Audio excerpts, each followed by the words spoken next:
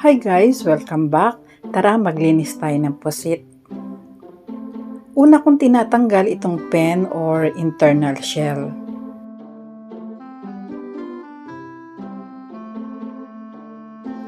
Saka ko hinihila itong internal organs.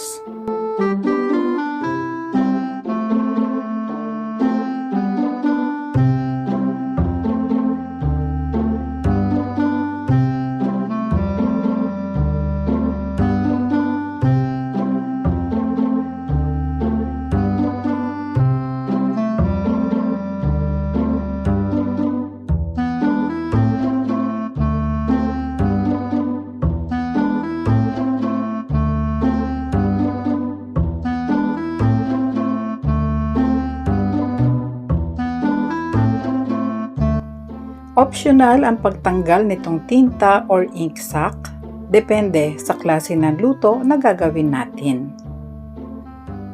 Since calamares ang iluluto namin, kaya tinatanggal ko itong tinta.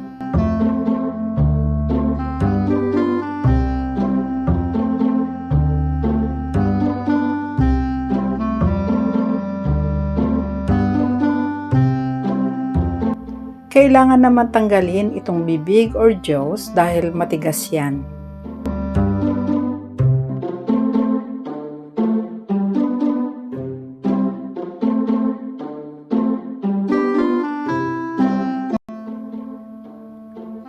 Pwede rin tanggalin itong collar dahil medyo matigas din yan.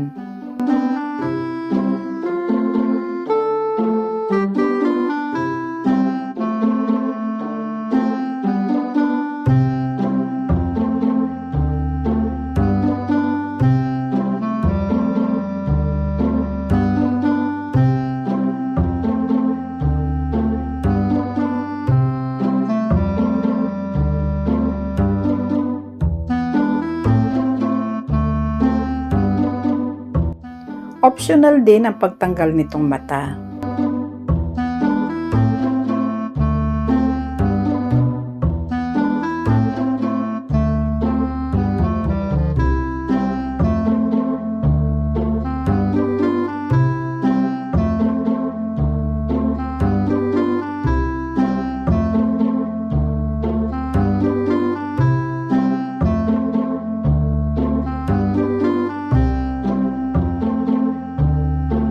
Pwede namang hindi tanggalin yung collar at mata kung galamay or tentacles lang naman ang kailangan nyo. Since maliit lang naman itong pusit, hindi ko na tinanggalan ng sucker cups ang tentacles. After mahugasan, i-drain lang muna para matanggal ang excess water, then pwede na siyang iluto or pwede nang itago muna sa freezer.